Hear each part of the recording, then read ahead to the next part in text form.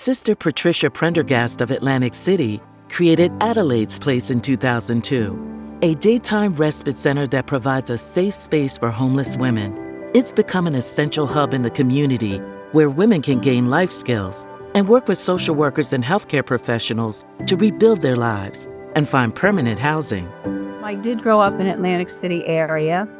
I went to college in Massachusetts and I worked up there for a year after I graduated, and then I came back to the area and I taught school for 3 years, and the kids used to come to see me after school, so that got me interested in social work. So then I became a social worker, and I've worked in several agencies in the area.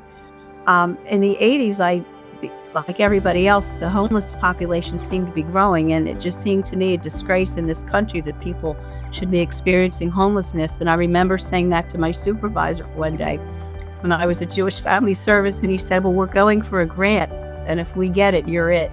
So that started my working with people experiencing homelessness. And then I went from there to the local rescue mission and then to Covenant House. And I said, it's amazing these women keep coming by to see me every day. And she said, well, maybe you should think about what's going on here.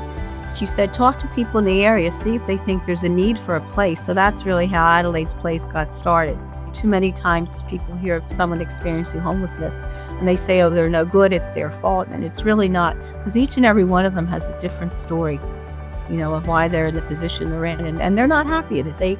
They want to move on. And we just try and be the ones that can offer them some encouragement and just to know that, we're here for them for whatever they need. Usually after breakfast, they have to leave the shelter, which is anywhere like around 8 o'clock or 8:30.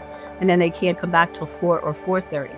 And the women, why we made it for women is, and women without children, if a woman has a child, there are more services available for her. But if she's on her own, then there really is not much out there.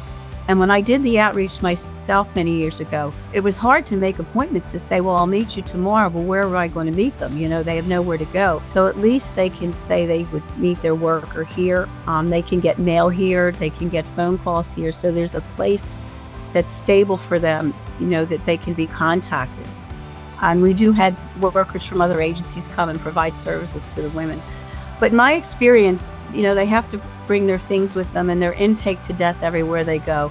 So the only thing we really ask them to do is to sign in the morning, and we tell them that's if we ever had to evacuate, we have everybody's name. But it's just a place for them to relax, and they've really formed a community among themselves.